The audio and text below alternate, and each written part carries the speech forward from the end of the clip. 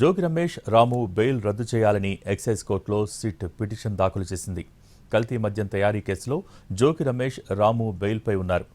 బయట ఉంటే సాక్ష్యాధారాల్ని ధ్వంసం చేసే అవకాశం ఉందని తెలిపింది సిట్. సాక్షులను కూడా బెదిరించే ఛాన్స్ ఉందన్నారు అధికారులు. సిట్ పిటిషన్పై ఇవాళ విచారణ జరిగే అవకాశం ఉంది.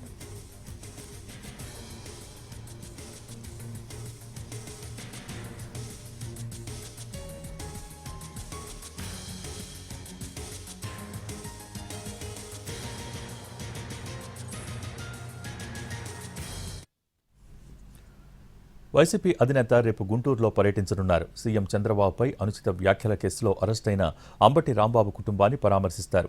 శుక్రవారం ఇబ్రహీంపట్నంలో జోగి రమేష్ కుటుంబాన్ని జగన్ కలుస్తారు. టీడీపీ కార్యకర్తల దాడిలో దెబ్బతిన్న జోగి రమేష్ ఇంటిని పరిశీలిస్తారు.